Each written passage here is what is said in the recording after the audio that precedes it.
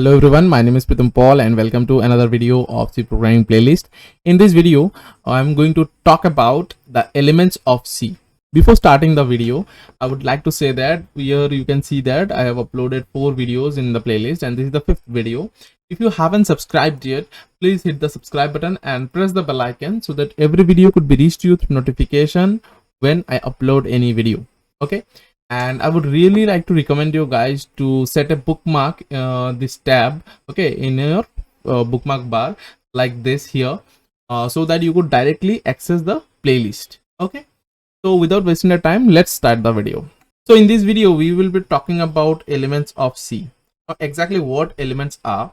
Oh, by the way, you can follow me on Instagram, these accounts, and Telegram to get the updates of this playlist. I upload every video in this Telegram channel, so definitely join the channel. Here is the channel code is here, and also the Instagram accounts. Okay, so what are the elements of C? In every language there are basic elements and grammatical rules. Before programming in C, it is very much necessary to learn all these things. Okay, so what are the elements? The elements are characteristics of a character set of C, then keywords, then identifiers, then data types, then constants, then variables, then expressions and statements and comments. So in this video we will be talking about the character set and the keyword and the identifier. Okay, so let's just start, okay, with the character set. So in the character set there are obviously uppercases, lower cases and digits. Upper cases means from capital A to capital Z, lower cases means small a to small z, and digit means 0 to 9. So all these characters are allowed in C. In every language there are some characters which are allowed in that language. For example, in Hindi it's a, ka, kha, ga, gha, that are the characters. In English it's ABCD. So in C also it's capital A to capital Z, small a to small z, and 0 to 9.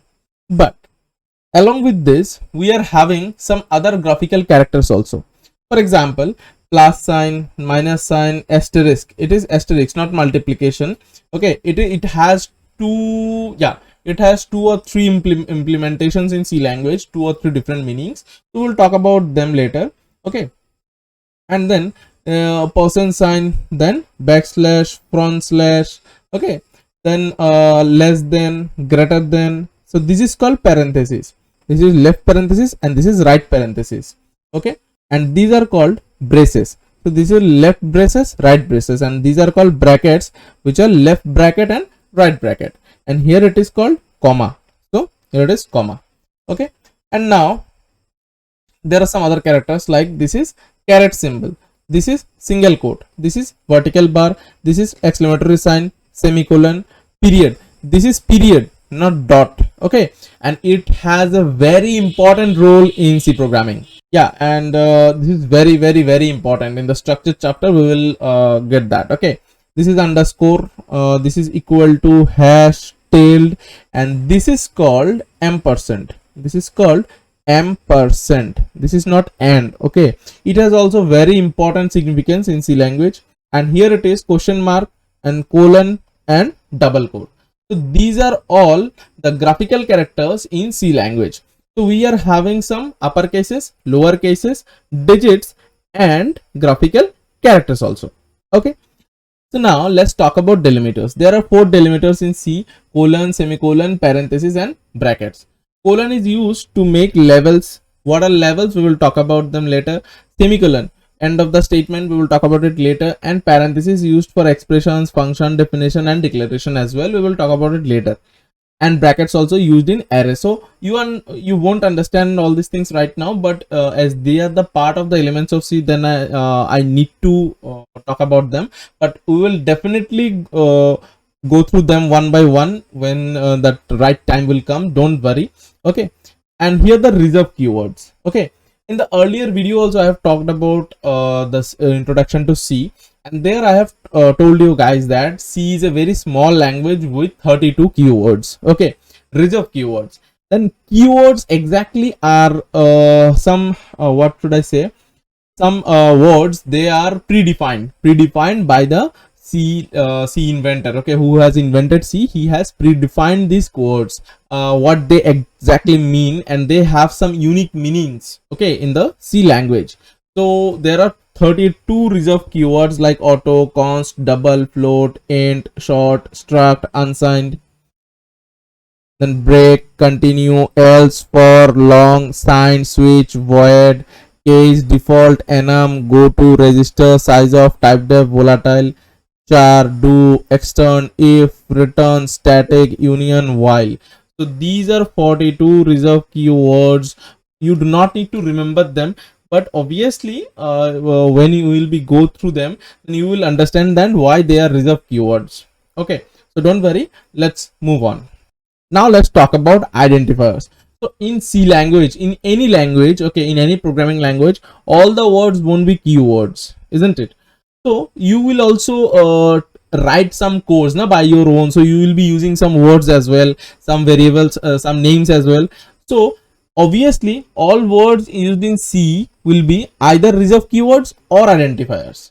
So identifiers are the thing which we will be defining. Okay, keywords are predefined, but identifiers are not predefined. They are user defined, and keywords can be changed, but identifiers are changeable. So that's the difference between identifier and keyword. It is predefined, it is by user defined. It is fixed, can be changed, it is changeable.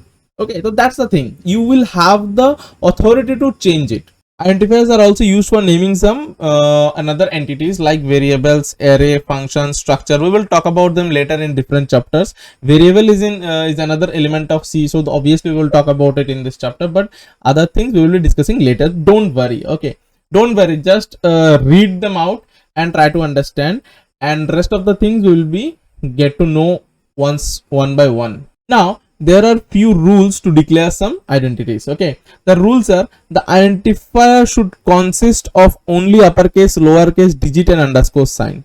So it can contain only uppercase, lowercase, digit and underscore sign. That means all these and only a underscore sign. Okay, all of these and a underscore sign only. Okay, and then first character should be an alphabet or underscore, and there shouldn't be any space between the name of the identifier. That means the first character should be an alphabet or an underscore. It can't be a number. Okay, the identifier cannot be keyword. Obviously keyword is having an unique property, unique function, unique purpose in any programming language. So you can't use the name of a keyword as your identifier. Okay, C is a case sensitive language. Case sensitive means small a and capital A are two different characters, obviously. So uppercase and lowercase are different. Okay, so there are some valid examples and invalid examples as well. So for example, value a, net underscore pay, rec1 underscore data, marks. These are valid. Why? Because started by character or underscore.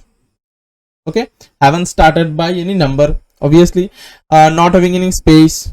Okay, so this is the thing, it's not a keyword at all. So that's why all these things are valid. But some invalid, like 5cd. So why it is invalid? It is invalid because 5 is an integer. 5 is an integer and it started by 5, so it's invalid. Int is a keyword, float is a keyword, double is a keyword, case is a keyword, avg number. Okay, so there is a space here. You can see there is a space here. That's why it's not valid. And rec hash is not underscore. What we have said in the first option, that identifier should be consist only uppercase, lowercase, digits and underscore. So hash is not allowed. That's why they are invalid. Clear? So these are the basic elements of C. So this is the ending part of the video, guys. So stay connected, and if you really like this video, please do hit the subscribe button and press the bell icon so that every video could be reached you through notification. And once again, thank you so much for supporting my channel. The audience is really awesome who are watching. Please do share also, so that your friends also get to know about these tutorials and they can come and learn C programming properly from the scratch. Okay, so thank you so much, guys, and see you in the next video.